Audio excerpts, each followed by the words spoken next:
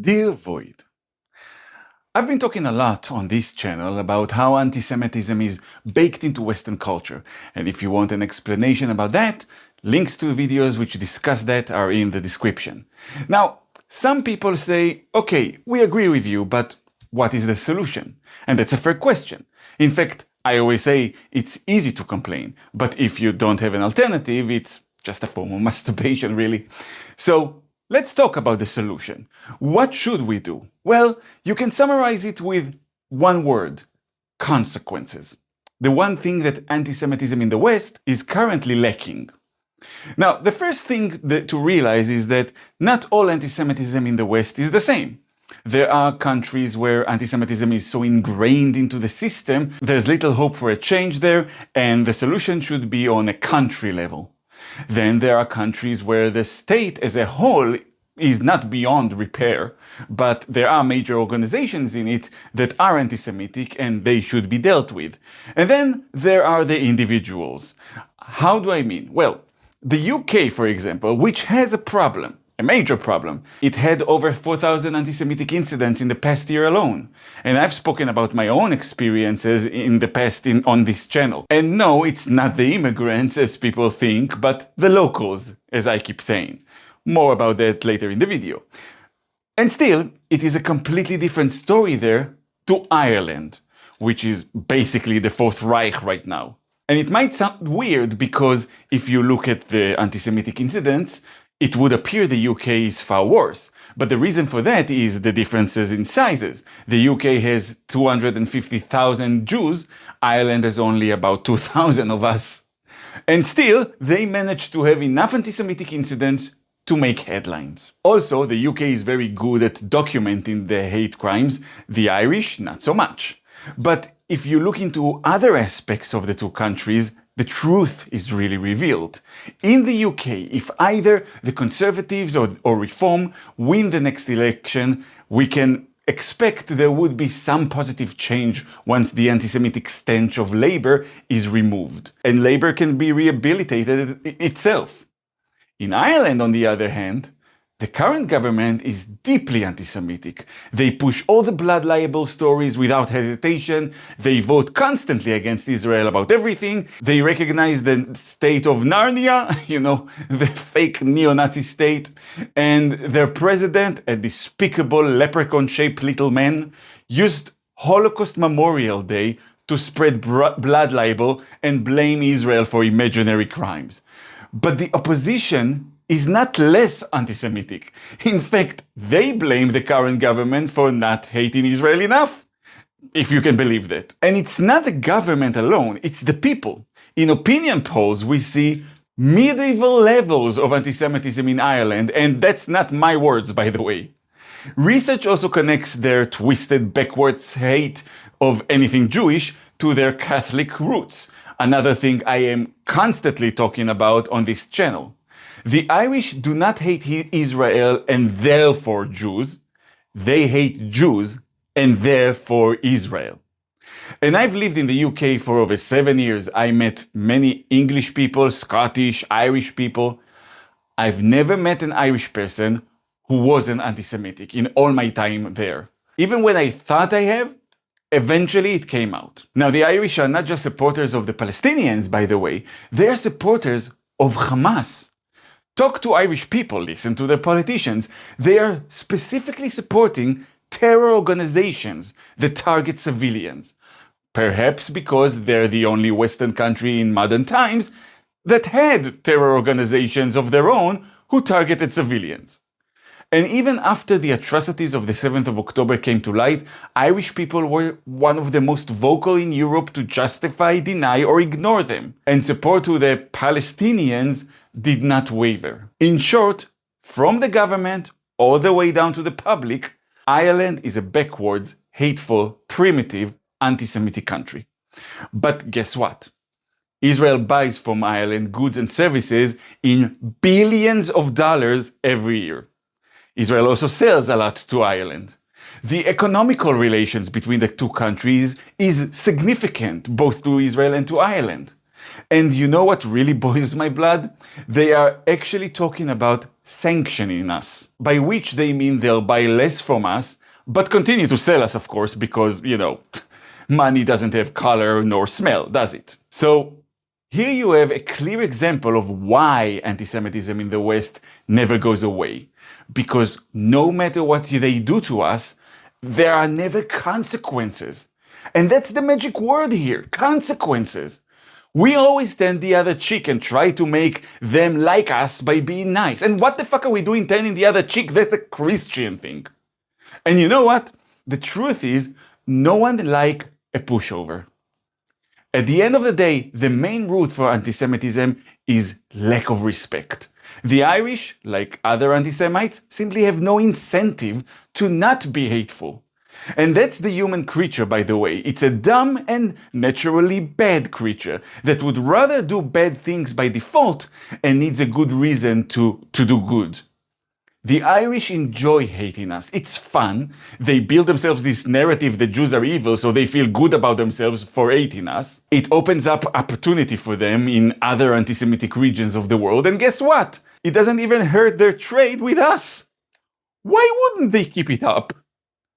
Well, how about this? How about we cut ties with Ireland, designate them an enemy state, which would make all trade with them illegal, and take our business elsewhere? And no, our economy is not dependent on the Irish, or anyone else for that matter. They are replaceable. I can assure you there's not a single unique thing that Ireland manufactures except for dumb-ass reasons for famine. And that's the big switch in our way of thinking that we need to do to battle Western anti-Semitism. Instead of them talking about sanctioning us, we should be the one sanctioning them. And I would give the same treatment to the Spanish inquisitors with their prime minister who said he'd nuke us if he could. Or perhaps he needed to be reminded that the Jews do have nukes. We invented them, so he might want to watch his stupid Spanish mouth. And I would also do the same with the French, because, they're French. We have a lot more leverage over the world than we think. We are small but significant. 54% of the military and defense systems that we sell globally go to Europe. And boy oh boy do they need them now, since Vlad is knocking on their doors. Why should we sell defense systems to countries that support our enemies? Let them buy their defenses from the Palestinians. See how that works out for them. And then there are our medical and technological inventions. Recently, in the University of Tel Aviv, they developed this new treatment to reconstruct severed spines, which is now being tested on humans with, to my understanding, promising results. Which means that in the near future, we will be able to give people with spinal injury their ability to feel and walk again. And this was developed in the University of Tel Aviv, a university that is subsidized by the State of Israel, by mine and all of our taxes. So why should Nazis from Ireland, Spain, or any other European country get to benefit from Jewish inventions researched and developed by us at our own facilities? No. If something is developed at our universities or by the Weizmann Institute or the Technion, it should not be given freely to anyone. It should be shared only with our allies, true allies. I don't think that it's right that an Irish prick will be getting their backs fixed by Jewish tech so they can go out and hate march against us and call for a second Holocaust the next day. Fuck them, let the Palestinians fix their backs. Of course, Palestinians use hospitals to murder hostages in and as military bases, so I doubt they'll be able to help you, but you are free to try. Our allies should get exclusivity to whatever it is we have to offer. At this point in time, it's countries like the US, of course, but also Argentina, Albania, India, and yes, Arab countries such as the UAE. We still have allies and people who want our business, and they should be the ones benefiting from it. So that's what I think Israel should do on the country's level, on the diplomatic level. Then there are countries where the state itself is not anti-Semitic at a level that justifies sanctions, but organizations in it are. I've already mentioned the UK. While I don't think we should sanction the UK as a whole, the BBC, for example, should be banned from working in Israel or with Israeli companies. The BBC is a terror organization, pure and simple. They have violated the laws of their own country by promoting and working directly with terrorist organizations. Specifically, recently they paid Hamas to participate in a propaganda piece, something that is obviously illegal in the UK, but the BBC are above the law. While they themselves admitted it, and even Ofcom, the British communication enforcer, has concluded they broke British law, aside from being forced to show a title card about it, there were no consequences. The BBC should suffer consequences, but the Brits will just let them do as they please. So we should ban them. Declare the BBC a hostile terror organization, which would make them illegal. They won't be able to work in Israel, and anyone associated with them, from reporters to the cleaning staff, will be arrested if they enter Israel. And Israel will not allow them to buy Israeli shows and formats, which, believe it or not, they do from time to time. And Israel will not purchase or broadcast any of their channels or shows. And don't worry about Israelis not getting BBC shows. For one thing, there are better options out there, far better. For another, trust that Israelis will still get those shows. They just won't pay for them. And this should be the attitude towards many other world media outlets. We are laughably bad at being angry at the people who hurt us, unless they are Arabs. For some reason, if Arabs hurt us, we become Tasmanian demons. But when Europeans do it, we make excuses for them. That has to stop. The most directly responsible people to the rise of anti-Semitism in the West right now is the world media. They've been running an anti-Semitic campaign of lies and cover-ups that is unprecedented in human history. And their lies have led directly to lives being lost, and even the war being longer than it should have been. We need to view them as the enemies that they are. Kick out of Israel, The Guardian, CNN, of course Al Jazeera. Can you believe they were allowed to work in Israel until very recently? How fucking insane is that? We are way too liberal in some things. And the ban on them should include the Palestinian territories as well. Hey, they say we're occupiers as it is, right? Fine, let's show them what occupiers do.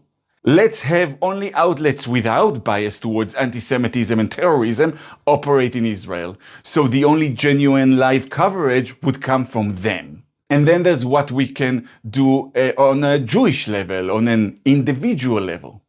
We should have a union, a global anti-Semitism union that allows both Jews and non-Jewish companies and individuals to join, and everyone who joins has to get approval for both companies and people they want to work with. And anyone on the union's blacklist will not be able to work with the members of the union.